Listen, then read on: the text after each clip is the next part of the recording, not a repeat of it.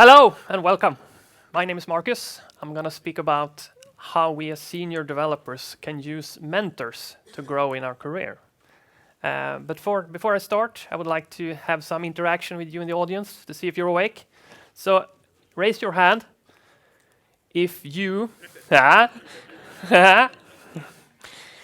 if you want to present at a conference like this. There's a few. Take your names and give them to Safan so you can be here next year then. Perfect.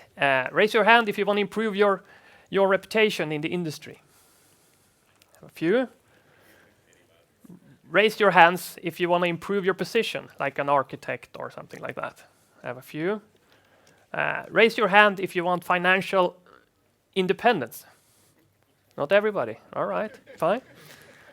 Raise a hand if you want to contribute to an open source project. More people. Okay, cool. I like it. I wanted some of these things myself, but I didn't know what to do or even where to start. And in this presentation, I hope to share some of the challenges, but also some of the information I learned to actually grow as a developer while using a mentor. We can do a lot on our own, but the road to success, it's much easier and shorter if we use mentors. And I have experienced the impact of having a mentor, and I would like to share my story and also the things I learned on the way. So hopefully somebody else can do this journey too. Picture this. You are a professional software developer. You've been working 10, 15, maybe 20 years. But the last years of your career, you feel kind of stuck where you are. Is this it? I want to get further. You don't see a way to improve your career. You try the manager track, but technology is better. You enjoy learning. You go to courses, you go to conferences like this, but you're still stuck in your career. All the new technology is overwhelming. You feel like, I cannot keep up. This is too much. I feel like an imposter. The stress is building. This was me in the spring of 2021. I started experiencing physical symptoms. I was really irritated. The smallest setback made me really irritated. I couldn't be around people, basically. I started losing weight. I couldn't sleep. My hands were shaking so much so I couldn't type on the keyboard even. My wife said, you need to go see a doctor. This is not normal. But what do we do when people say us to do stuff? I know better. This will go away. It didn't. So we fast forward 2 months. I got a really high fever. I didn't want to go away. So finally I realized, okay, I need to go see a doctor. This was still at the end of COVID. So that was the first thing they thought I had. But it turned out it wasn't. And the doctor took lots of tests and sent me home. The next day they called me back. You need to go to the ER immediately. Your test results are really, really, really bad. When I got there, they started asking me, how much do you smoke? When did you start smoking? It's like, I've never smoked in my life. And it turned out I had an autoimmune disorder that could be triggered by smoking, but also being pregnant. Being a man, that wasn't super likely. So they assumed I was smoking, because I wasn't. But the third thing that could trigger this thing was stress. And I wasn't really stressed in my work, but I was stressed not knowing where my career would end up. So I got admitted for 5 days at the hospital. I was on sick leave for 2 months, trying to recover. And if you fast forward 1 more year, I was recovered physically.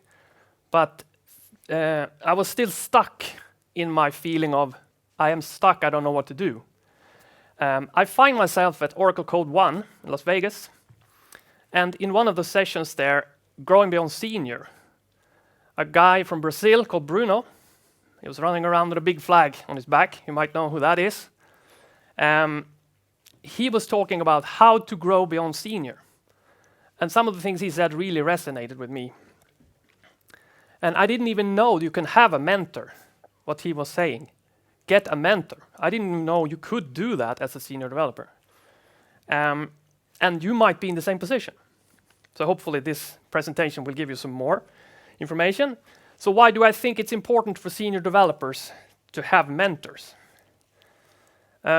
It's very easy to fall into a comfort zone that we rely on our own knowledge to solve problems instead of taking help from others.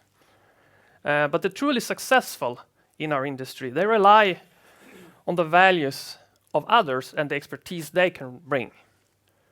So using the expertise of mentors, we can actually get fresh perspectives, we can get wisdoms from people who already did the mistakes, so we don't need to remake them.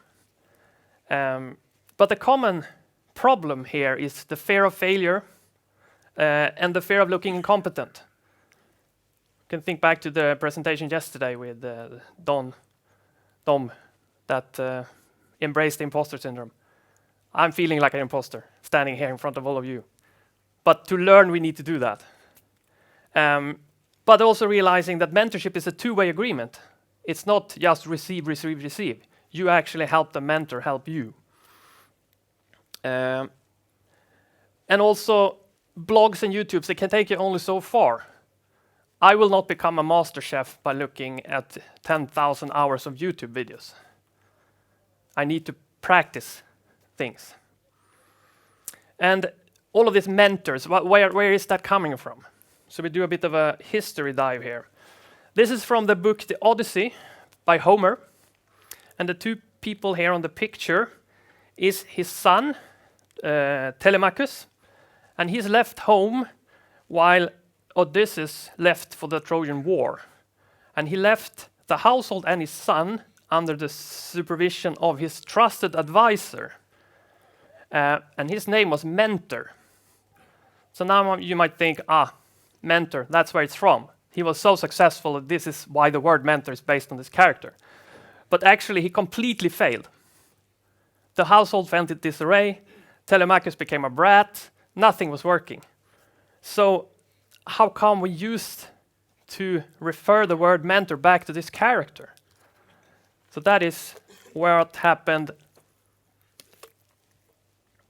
when the goddess Athena appeared.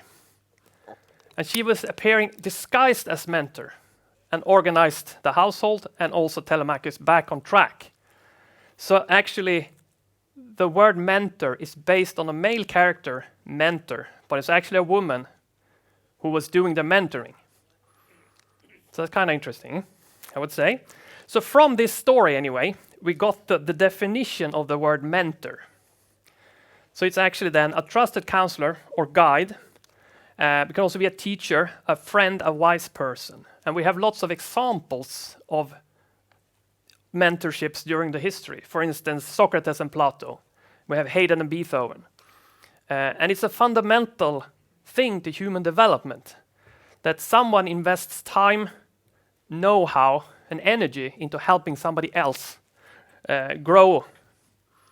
And even the most famous people in history, they acknowledge the importance of having a mentor. So a famous quote from Sir Isaac Newton, that if I've seen further, it's by standing on the shoulders of giants. So actually he acknowledged that his groundbreaking discoveries are not his own, but it's actually based on knowledge from previous generations and those who were before him. And a more recent quote from Oprah, which I like now, this quote, a mentor is someone who allows you to see the hope inside yourself. So actually, the mentor is more of a transformative role.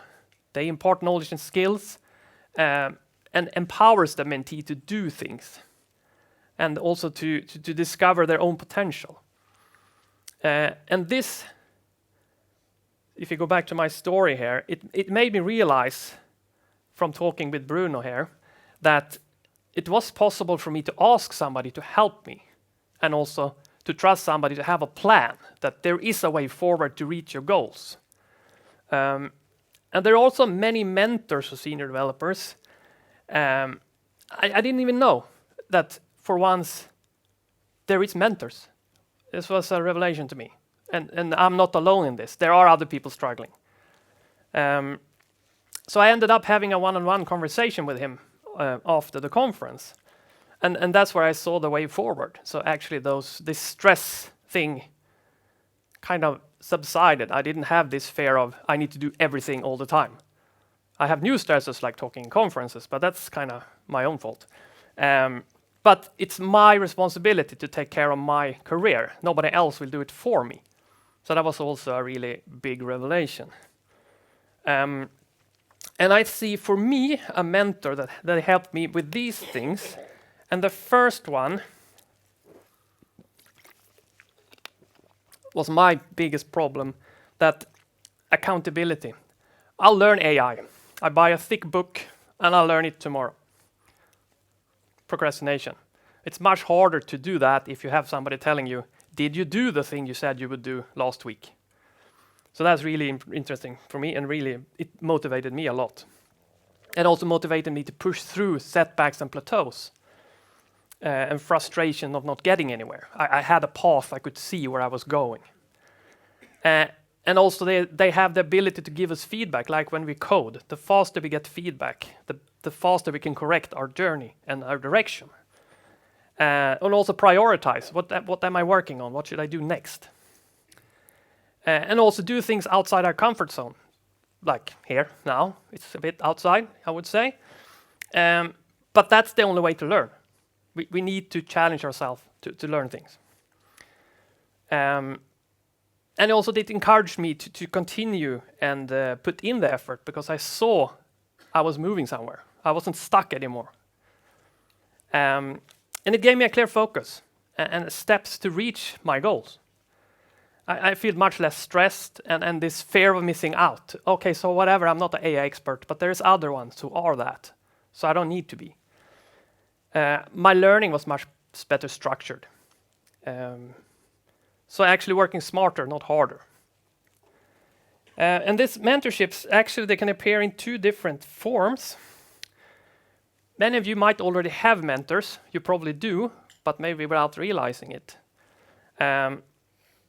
If you follow somebody on social media, if you read blogs, if you go to conferences, these are people who share what they know, and they can inspire you to do things. So my tip is to interact with people who share things. Most of them want that. And then you could actually start asking questions. Talk to them here. The conference is the perfect opportunity. And these are called informal mentorships. And it's basically like a friendship. You meet somebody and you build a friendship over time. Again, it's a bit hard to start. You can't really go up to a person, a stranger. Hello, do you want to be my friend? Or hello, do you want to be my mentor? You might get arrested for doing that. So instead, just start interacting with people like you would a friend.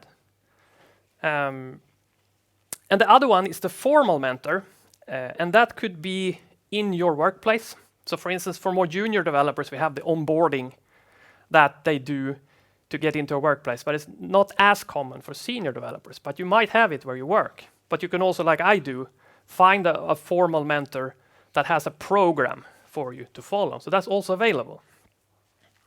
And both of them have merits. It depends on your goals and also the availability. Do you have a formal mentorship where you work? That might be a good thing. If you don't, maybe there is an informal mentor you can start interacting with.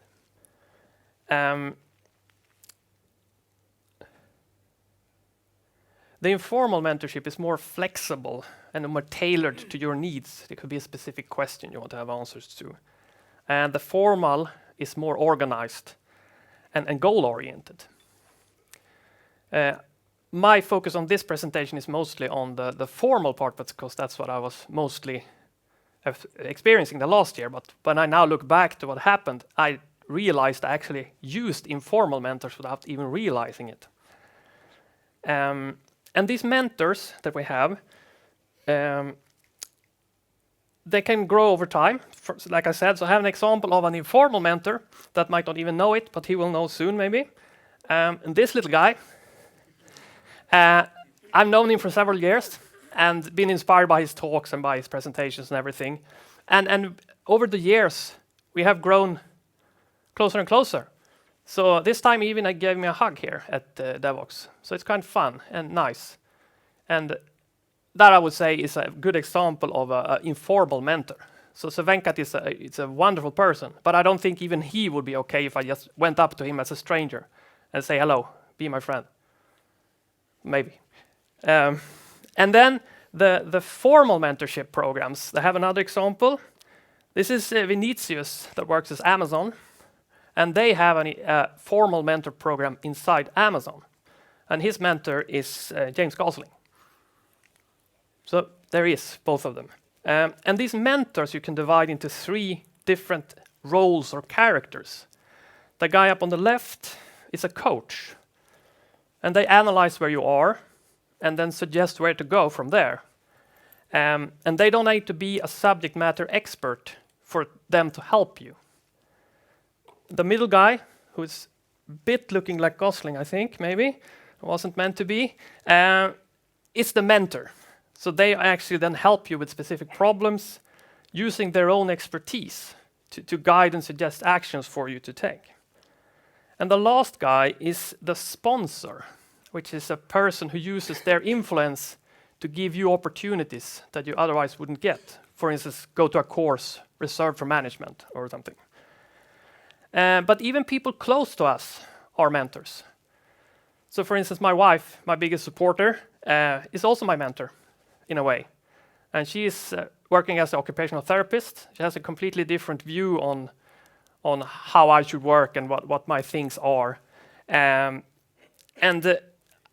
We talk a lot about this. And one thing she said was, you need to know where you're going, otherwise you don't know what you need. I was thinking, should I share that? It's very like internal thing. But there is one very similar from Lewis Carroll, the cat in Alice in Wonderland. So if you don't know where you're going, any road will get you there. So think of a mentor as a GPS. It can tell you where you are and how to get somewhere, but I need to know where I'm going. So where am I going? So how do we know where to go? Well, we need to set goals. And a good way to set goals is use this SMART goal setting technique.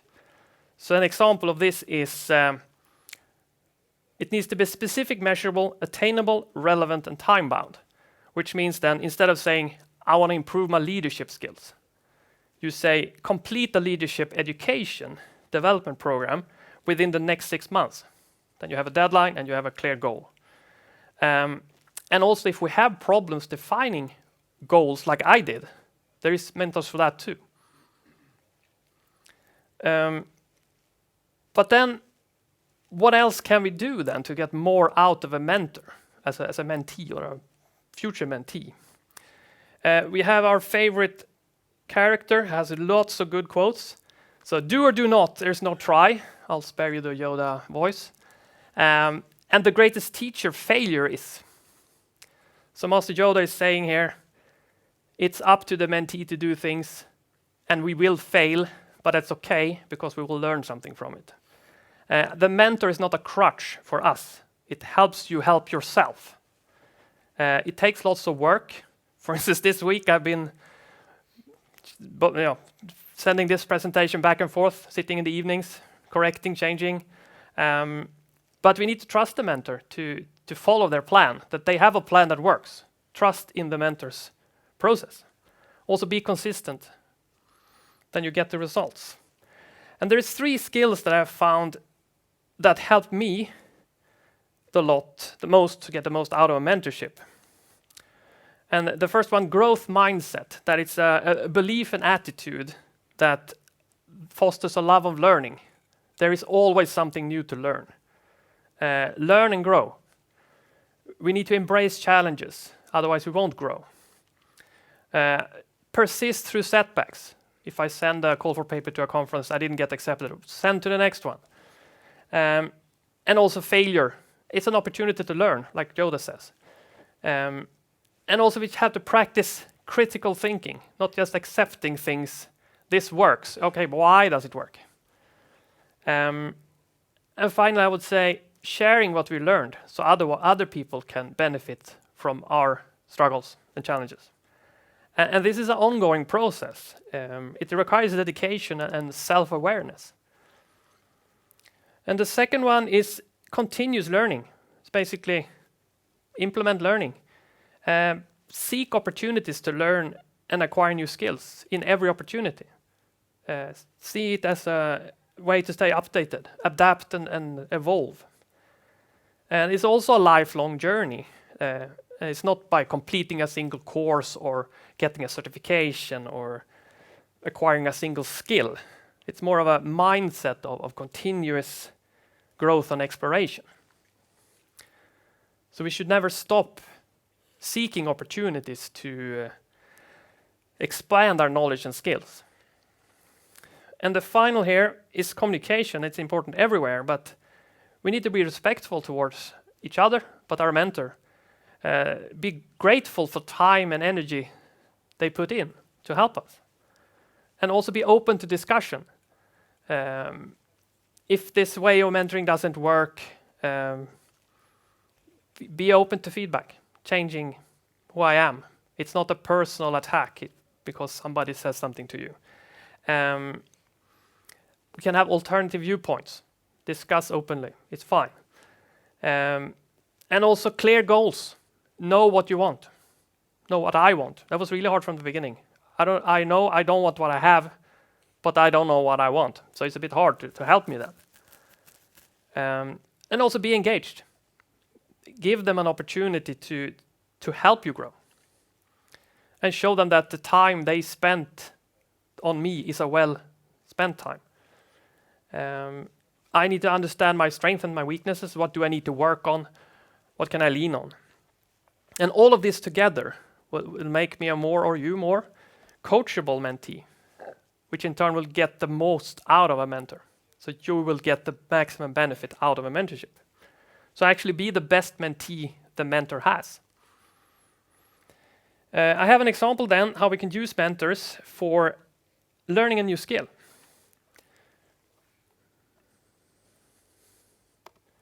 So learning a new skill. Skill is composed of first the knowledge, which is the theoretical understanding of a subject. And the skill is then the practical ability to apply that knowledge. An example is public speaking. I can read all the books in the world. I can look at all the videos in the world. It won't make me a good public speaker. I need to practice. So thank you for helping me practice. To build the skills. And the more we do it, the better we get. And a mentor can there help us by providing feedback and guiding us so we practice our skills in the correct way so we don't learn bad habits. So an effective way to learn a new skill. I have then a quote from Daniel Coyle, a book called The Talent Code. It said, greatness isn't born, it's grown. So basically it says we need to learn. We can learn our whole life. Nobody's born great. And he says there's 3 things to effectively learn a new skill. Deep practice, ignition, and master coaching. And a mentor can help us with all of these 3 things. And more, of course. They can show us that it's possible to get to our goals by using others as examples, and that's the ignition part. If other ones can do it, so can I. If I can stand here and talk, so can all of you who raised your hands. And also, master coaching, obviously. We get feedback. We can adjust what we're doing. And the practice part is also feedback, but also how they structure what we learn. They can see, maybe, where we are, what is my weakness, what will give him the biggest benefit. And I have an example from our mentor. I'm part of a group of mentees, and because my mentor lives in Brazil, they are usually virtual, and I'm from Sweden, so it's a bit far go between. So we have weekly virtual meetings, and every meeting has a theme, and then it's open for any questions we might have. And sometimes we have surprise guests that comes and visits. So one week, a few weeks ago, the guest was Heinz Kabutz, who was actually speaking here the previous session. He's from Java Specialists. He has a newsletter. They do courses. He's a Java champion, also well known in the industry. And this is an example of how a mentor can use their broad network with connections to give us mentees opportunities to connect with people we otherwise wouldn't have access to. And this meeting ended up being 2 hours, where Heinz talked about how to build a business, how to work as an independent consultant. So basically, he was mentoring us there for 2 hours. And he used real-world examples and also his practical knowledge to enrich our learning, stuff we couldn't read about in books. He actually did those things. It also helped ignite people to see that, okay, it's possible to do this. And in this meeting, I could also observe other mentees, how they interacted with Heinz. Some were very talkative. Some didn't say anything. Some asked questions. Some didn't. And this is a good thing to think about. If you have this opportunity, take it. Dare to look incompetent. Embrace the imposter syndrome. He's just a person. Dare to engage. And be also aware of your own challenges. What is my problem at the moment? Can he help me? Maybe I can have a question to ask. And he also told me that the reason he goes to conferences is to meet and talk to new people. But often he doesn't talk to too many. He walks in a crowd and it's like it's partying, like he has some kind of plague or something. So he wants you to talk to him. And many other speakers do too. I can't say everybody wants to, but many would be very happy to talk to people. So just go and introduce yourself. It's a tip. It is also much easier for you as an attendee to take the initiative to talk to a speaker. Because I can't walk up to any of you and say, hello, my name is Markus. Do you want to ask me anything? That's a bit awkward. So it's easier if you're an attendee to say, oh, hello, my name is Markus. I saw your presentation on something very interesting. I have a question. Do you have time? That's not too scary. But now we know what a mentor is and that they can help us. But what should we do before we get a mentor? Also have a fun picture here. Actually met him in real life here, with Maurice. So at a conference, very nice. Lessons I learned from being mentored is that I now have a clear focus and a goal, which makes it much easier for me to stay calm in my daily life and also in work. Like I don't have that fear of missing out. I cannot keep up with everything. It's fine. And also deliberate practice. It pays off. If I put in the effort, I get the result out. And also by working smarter, not harder, I can get the same result with less stress. And I really liked the presentation yesterday from Dom Hodgson that embracing the imposter syndrome. It's something we have to do to grow. And there is nobody else but me who can take responsibility for my career. So if I don't do it, nobody else will. But before we then get a mentor, then we should do something maybe. Or I thought I should have done more maybe to get even more out of my mentorship. And this, be prepared to train your tough muscle. And this tough term is from a book by a weightlifting coach actually called Greg Everett. And he defines tough as the capability, who am I? And the capacity, what am I able to do? And the character, what am I able to withstand? And finally the commitment, what am I willing to do? And this is a good description of what we need to think on. We need to define what to achieve with a mentorship. Do we want to learn a new skill? Do we want to change our career? Do we have personal goals we want to change? And also, how much time can I commit to this mentorship? Because I am the one doing the work. So if I don't have any time, then it's going to be hard. We also need to set aside time for this. And also finally, we need to reflect on what do I know now from the first here. What do I know now? What do I need to know? What do I need to learn?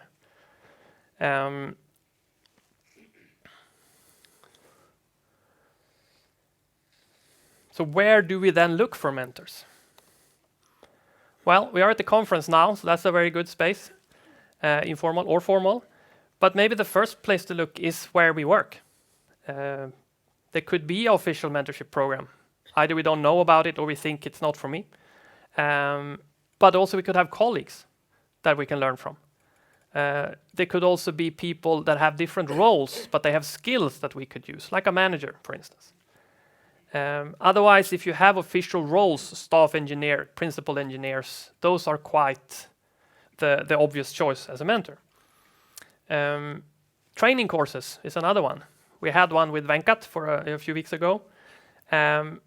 Take the chance, ask about stuff when you meet a person in person. So I did that at the last course we had. We had some discussions about mentorship. And I don't know how we came to this subject, but I said, my current plans are not really to become a mentor. But then he said, you're sharing information, you already are. So that's also something to think about. As soon as we share something, somebody will listen and learn, and then you are actually then a mentor for somebody else. Quite a powerful thought. So now we know where to look. So how do we find the right mentor for me? Because it's also very important. It's actually crucial. You need to be able to be personally compatible with the mentor, especially a formal mentor. Ensure that your goals are aligning, that we want the same thing, and also that our mentor understands and can support our objectives. That they have relevant information and also can provide relevant guidance and feedback. Availability, they need to have the time and be available and willing to commit time to helping us. And then, like I said, we need to be personally compatible. We don't need to be best friends, but we're going to talk about stuff that sometimes are quite hard and deep and personal. So there needs to be a person that we really can trust.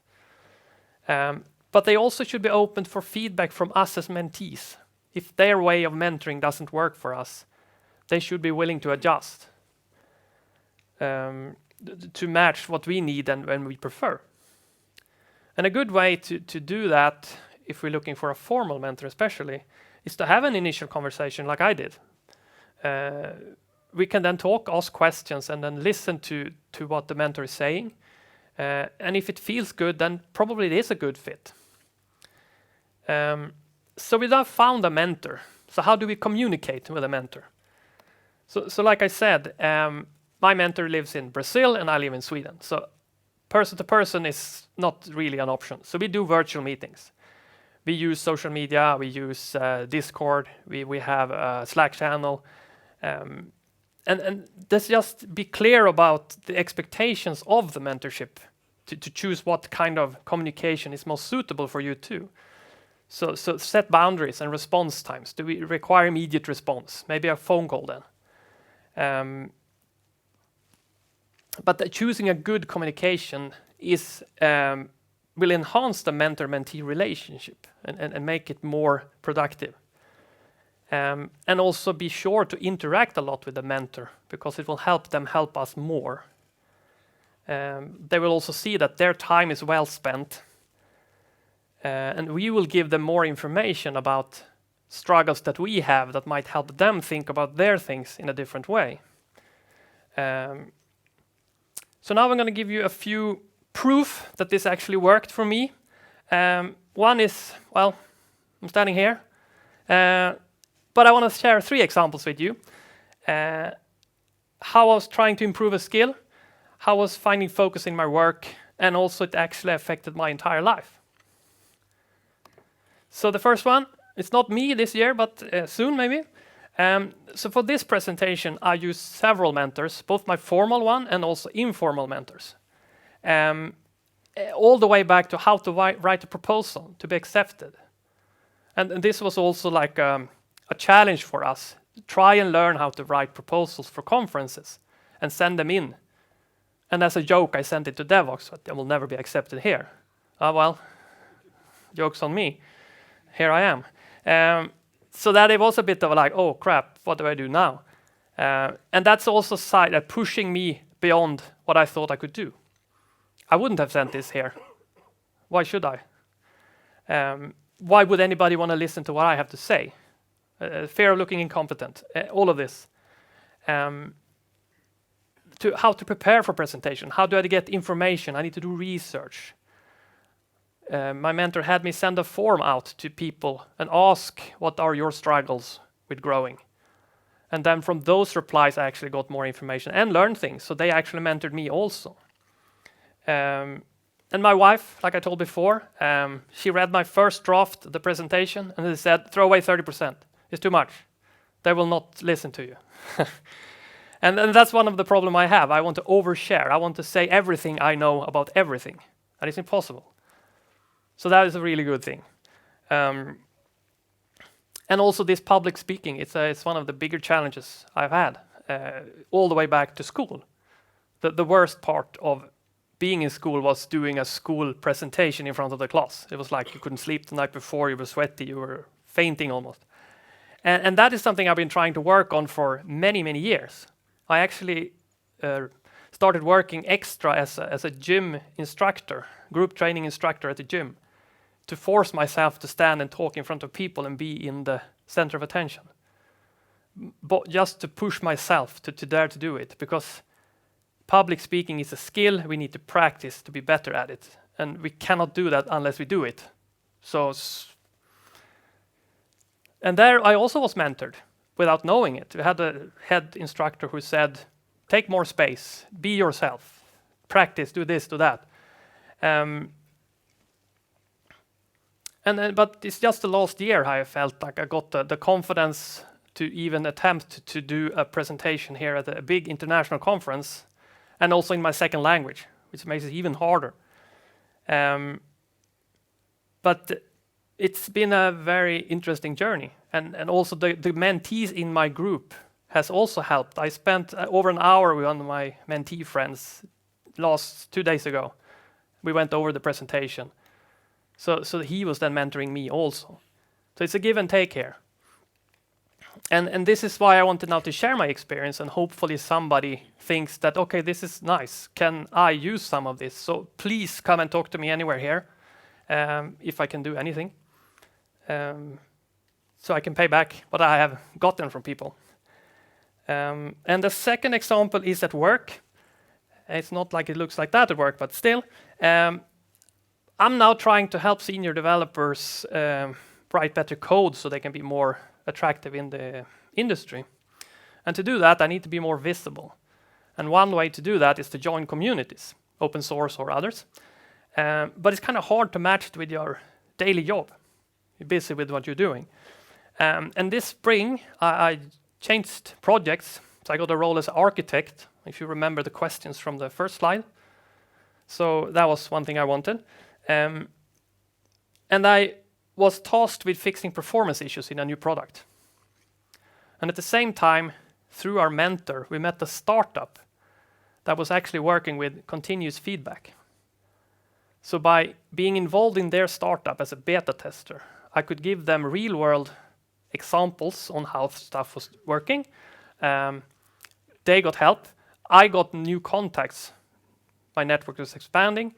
But I could also do my work more efficiently by using new products to analyze. So I actually solved lots of performance issues faster by doing community work.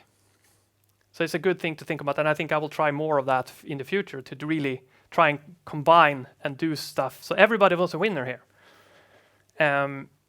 Really fun. And the last is the short one. We were traveling this summer. We ended up in Amsterdam in Schiphol, and the airline lost one of our bags. It's a fun start for a vacation. But instead of spiraling into panic and despair, it got me thinking of observability, because I've been working with it. How can I learn from this thing? Because it didn't say anything. Where is the bag? When will it be here? Is it lost? Is it not? Unknown. So it helped me be more calmer in my old life. Instead of being focused on the problems, I was trying to focus on what I can learn from the situation. And also, what do I see now after all of this? What can I do? Well, I'm trying to share. I'm here for that reason. And I was hoping I could help somebody else who was in my position before last year. And Master Yoda again, pass on what you have learned. So actually one way is to help others. And we also learn more by helping others. And in this computing business is quite young. It's not like we can say, I'm a 5th generation software developer. So we need to take care of the knowledge we have and share it so the next generation software developers can have the knowledge we have now. So pay it forward, actually. So be open to mentoring others. Connect your mentees with your network. Grow your network. Learn and contribute to your mentees' growth.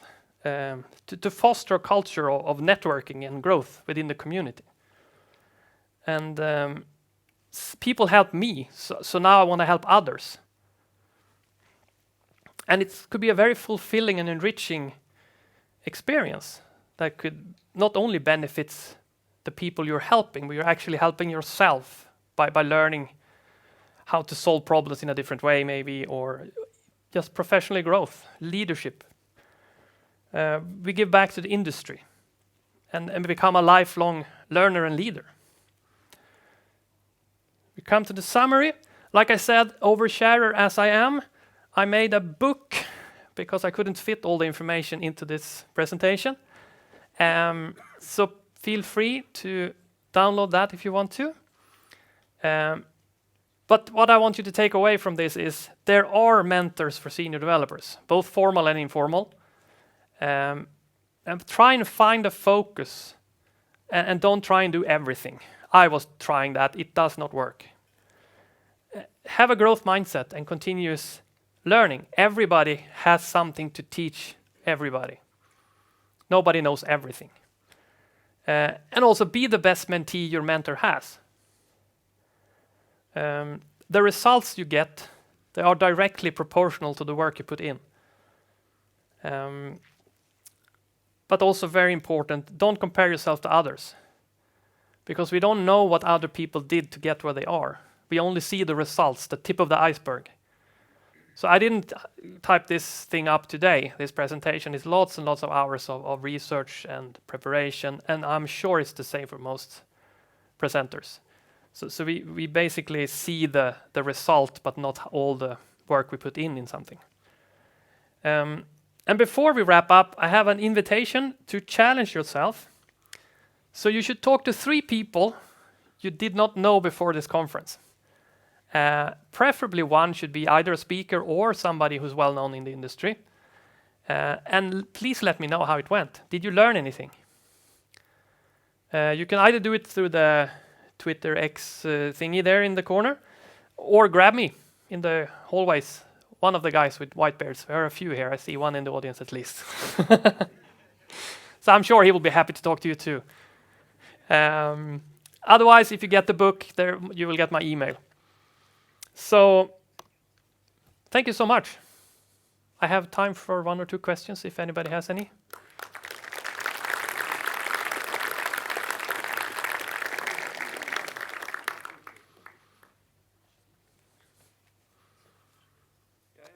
Yes.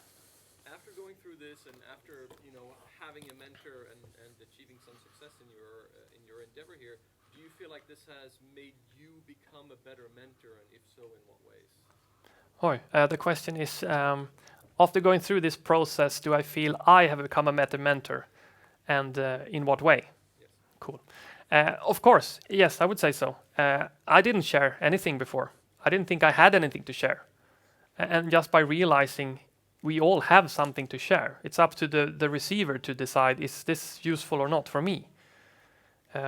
Because even if I don't know any unique information about a specific topic, I have my unique experiences getting here that nobody else has. Because, for instance, my condition here is very rare, so probably not anybody else here will have that, but they might have the same feeling of being stuck. So by hearing my story, maybe I can help somebody in that way. Thank you. Okay. No? Then it's break. Thank you.